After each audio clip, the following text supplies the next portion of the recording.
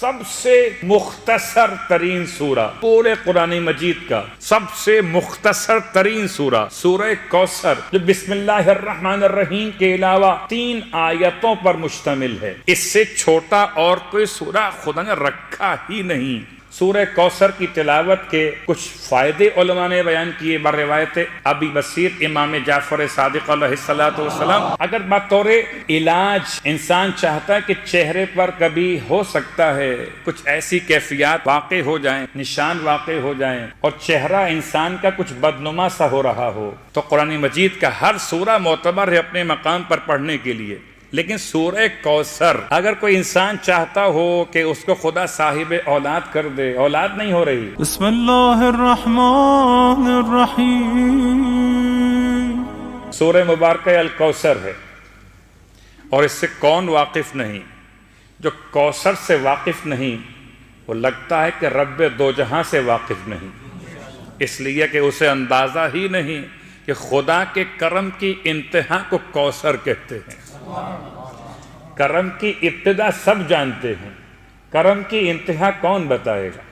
اس میں کیا شک و شبہ ہے کہ سورہ مبارکہ کوثر قرآن مجید کا ترتیب شمارہ قرآن کے اعتبار سے اس کا نمبر 108 ہے، اور ترتیب نزول کے اعتبار سے 2 روایتیں الگ الگ، شاید ایک مناسبت کے اعتبار سے کہہ لیجئے کہ 15واں سورہ ہے قرآن مجید کا سورہ کوثر نزول کے اعتبار سے۔ سورہ عادیات کے بعد نازل ہوا اور سورہ تکاثر سے پہلے نازل ہوا۔ سورہ کوثر مکۃ المکرمہ میں نازل ہوا، مشہور قول یہی ہے، گرچہ اکرمہ اور ابن ضحاک نے اس کے خلاف بات کہی ہے کہ یہ مدینہ منورہ میں نازل ہوا۔ میں کہتا ہوں مکے میں نازل ہوا ہو کہ مدینہ میں نازل ہوا ہو، بس بات تو اتنی ہے قلب مصطفیٰ پہ نازل ہوا ہے۔ تو سورہ مبارکہ کوثر ہے مکۃ المکرمہ سے، اور یقیناً اللہ کے رسول کا امتحان عام امت کے امتحان سے مختلف ہوا کرتا تھا۔ امت کا امتحان امتی کی حیثیت میں تھا، پیغمبر کا امتحان پیغمبر کی حیثیت میں تھا۔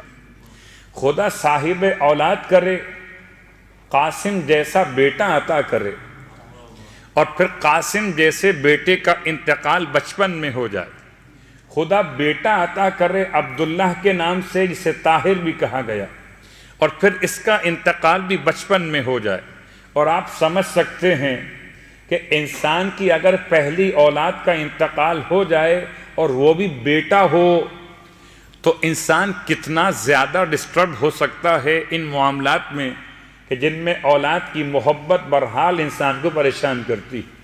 اور یہ تو قرآن کی واضح آیت کہ انما اموالکم و اولادکم فتنہ، کہ تمہارا مال بھی اور تمہاری اولاد بھی تمہارے لیے آزمائش کا ذریعہ ہے۔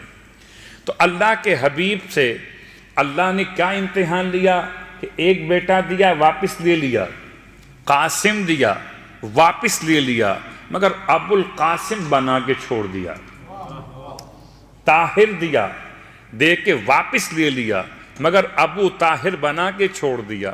تو طاہر کے باپ کو محمد کہتے ہیں، قاسم کے باپ کو محمد کہتے ہیں، لیکن اللہم صلی اللہ اب اگر کوئی سمجھتا ہے کہ اس میں بچے کمزور پیدا ہوئے ہوں گے اس لیے انتقال ہو گیا ہوگا، صحیح فیڈ نہ ملی ہوگی اس لیے انتقال ہو گیا ہوگا، نزلہ زکام زیادہ ہو گیا ہوگا، توجہ نہ کی ہوگی اس لیے انتقال ہو گیا ہوگا، لا حول ولا قوت الا باللہ۔ یہ خدا کے اندازے ہیں، خدا کی حکمتیں ہیں، وہ کچھ دیتا ہے کچھ لیتا ہے پھر بہت کچھ دیتا ہے۔ اب انسان اگر منزل صبر پر رہے تو انسان کو خدا بہت کچھ دیتا ہے۔ اس لیے پیغمبر ختمی مرتبہ صلی اللہ علیہ وآلہ وسلم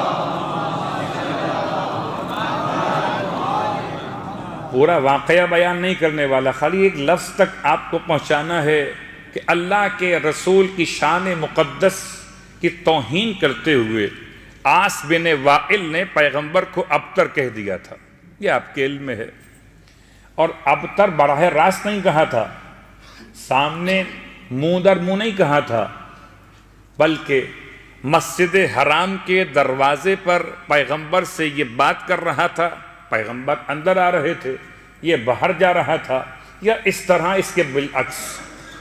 اور جب بعد میں کسی سردار مکہ نے اس سے پوچھا کہ تو دروازے پر کس سے بات کر رہا تھا، تو اس نے اس سردار مکہ سے کہا تھا کہ میں ابتر سے بات کر رہا تھا۔ یعنی پیغمبر کے سامنے یہ جملہ آپ کے دو بدو استعمال نہیں ہوا، بلکہ پیغمبر کو اذیت پہنچانے کے لیے یہ جملہ مشہور کیا گیا کہ آپ ابتر ہیں۔ ابتر کا مطلب خدا نہ خواستہ کلمہ فحش نہیں ہے، کلمہ سب و شتم نہیں ہے، یہ کلمہ بددعا کی طرح سے کہہ لیجئے، یا یوں سمجھیے کہ جس کی نسل منقطع ہو جائے، جس کی دم بریدہ ہو، یعنی ختم ہو جائے آگے بڑھنے کا حوالہ، عرب اپنی زبان میں اس کو ابتر کہتے تھے۔ تو اس لیے پیغمبر کو کہ آپ کے دونوں بیٹے ہی انتقال کر چکے، تو اب بیٹوں کے انتقال کرنے کے بعد عجیب کافر تھے جو خدا یہ دو بیٹے دے سکتا ہے، تو کیا وہ خدا اور بیٹے اور بیٹیاں اپنے حبیب کو نہیں دے سکتا تھا؟ ابتر کہہ رہے تھے پیغمبر کو۔ اور یہ خدا کا مزاج عجیب ہے، اگر کوئی خدا کو کچھ کہے تو پیغمبر جواب دیتے ہیں، اور اگر کوئی پیغمبر کو کچھ کہے تو خدا جواب دیتا ہے۔ بس اب جس کو پیغمبر سے دشمنی مول لینا ہو تو سمجھ لے کہ پیغمبر تو جواب نہیں دیں گے، خدا جواب دے گا۔ خدا نے کیا جواب دیا؟ سرزمین مقدس مینا پر اللہ کے حبیب پر سورہ کوثر، سب سے مختصر ترین سورہ پورے قرآن مجید کا، سب سے مختصر ترین سورہ سورہ کوثر، جو بسم اللہ الرحمن الرحیم کے علاوہ 3 آیتوں پر مشتمل ہے۔ اس سے چھوٹا اور کوئی سورہ خدا نے رکھا ہی نہیں، یعنی ایک خبر دینے کے لیے پورا سورہ بنا دیا۔ ورنہ عام طور پر سورے مختلف عناوین کو لیے ہوئے ہوتے ہیں، ایک عنوان نہیں اس کے اندر ہوتا ہے، مگر یہ سورہ عجیب ہے، شروع ہوتا محمد سے ہے، ختم ہوتا محمد پر ہے، شروع ہوتا تولنا سے ہے، ختم ہوتا تبرہ پر ہے۔ ان شانیہ کا صلوات پڑھے محمد و آل محمد۔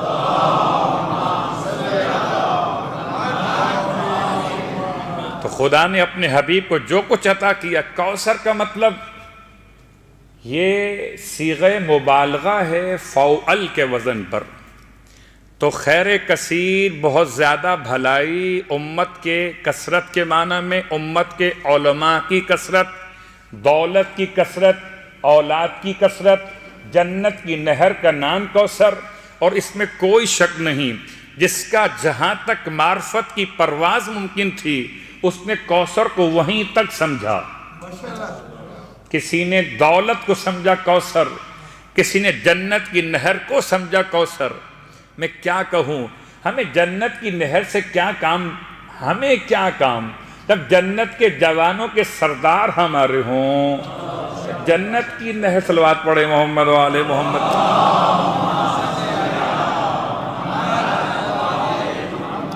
تو کوثر کا ایک عنوان قائم ہوا کہ خدا نے اپنے حبیب کو بیٹی عطا فرمائی۔ سورہ کوثر کے بارے میں 2 باتیں اور سن لیجئے۔ سورہ کوثر کی تلاوت کے بہت سارے ثواب ہیں، اس میں کوئی شک نہیں کہ ہر ثواب کا ایک خاص تعلق ہے۔ یہ بات پھر دہرا دوں کہ پورا قرآن اس لیے نازل نہیں ہوا کہ انسان اس کو بطور اوراد و وظائف پڑھے، اس لیے نازل ہوا کہ انسان بن جائے۔ انا اعطیناک الکوثر، بے شک کہ حبیب ہم نے آپ کو کوثر عطا کی۔ عطا کے 2 معنی ہیں، عطا تملیک، عطا غیر تملیک۔ کبھی آپ مجھے کچھ دیتے ہیں مگر مالک نہیں بناتے، اور کبھی مجھے کچھ دیتے ہیں اور مالک بنا دیتے ہیں۔ خدا نے اپنے حبیب کو کوثر دے کر مالک بنا دیا ہے، مالک کوثر۔ اللہ اکبر۔ ختم یہ مرتبہ صلی اللہ علیہ وآلہ وسلم۔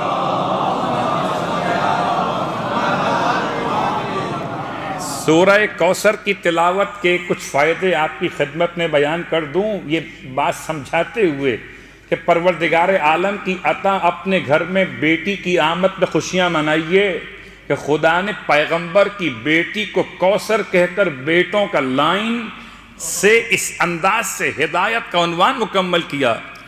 قسم بخدا ایسی بیٹی، اس کے بیٹے جنت کے جوانوں کے سردار بن جائے۔ اب کیا کرنا چاہیے؟ فَصَلِّ لِرَبِّكَ وَانْحَرْ، ایک نماز کی تاکید ہے، ایک قربانی کی تاکید ہے۔ اِنَّ شَانِئَكَ هُوَ الْأَبْتَرُ، سورہ کوثر کی تلاوت کے کچھ فائدے علماء نے بیان کیے بروایت ابی بصیر امام جعفر صادق علیہ السلام۔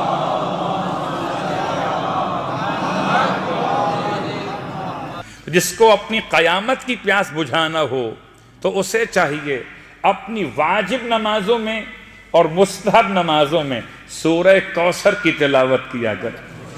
اگر یہ سوچ کے سورہ کوثر پڑھ رہے ہیں کہ مختصر سورہ ہے تو ثواب نہیں ملے گا، نماز تو ہو جائے گی مگر یہ ثواب اس کے لیے نہیں ہے۔ ہاں فضیلت کو جان کے پڑھیے تو بات اور ہے، مختصر سمجھ کے پڑھیے تو بات اور ہے کہ انما الاعمال بالنیات۔ سورہ کوثر کی تلاوت اگر انسان اپنی واجب نمازوں میں اور مستحب نمازوں میں انسان اس کو بجا لائے تو امام فرماتے ہیں خدا دو فائدے، دو نعمتیں اس کو عطا فرماتا ہے۔ ایک تو قیامت کے دن اسے خدا قیامت کی پیاس سے بچا لیتا ہے کوثر عطا کرتے ہوئے، اور خدا اسے جنت میں ختمیہ مرتبت کے جوار میں جگہ بھی دیتا ہے، اور جس سے وہاں جگہ چاہیے ہو وہ اپنی مستحب نمازوں میں، واجب نمازوں میں سورہ کوثر کی تلاوت کرے۔ کبھی کبھی انسان پوچھتا ہے مولانا اس کے علاوہ بھی اور سورہ کوثر کے فضائل موجود ہیں جن میں اگر بطور علاج انسان چاہتا ہے کہ چہرے پر کبھی ہو سکتا ہے کچھ ایسی کیفیات واقع ہو جائیں، نشان واقع ہو جائیں اور چہرہ انسان کا کچھ بدنما سا ہو رہا ہو، تو قرآن مجید کا ہر سورہ معتبر ہے اپنے مقام پر پڑھنے کے لیے، لیکن سورہ کوثر اگر انسان اس سورے کو تلاوت کرے 14 مرتبہ اور 14 مرتبہ پانی پر دم کر کے اس سے چہرے کو دھو لے تو اس کا چہرہ خدا کی طرف سے روشن تر ہو جائے گا۔ یہ کبھی کبھار اس طرح کی چیزیں بیان کرتے ہوئے ذرا سوچنا پڑتا ہے کہ اگر کوئی مومن کسی کریم وغیرہ کاروبار کر رہا ہو تو مشکل پیش نہ آئے، صلوات پڑھے محمد و آل محمد۔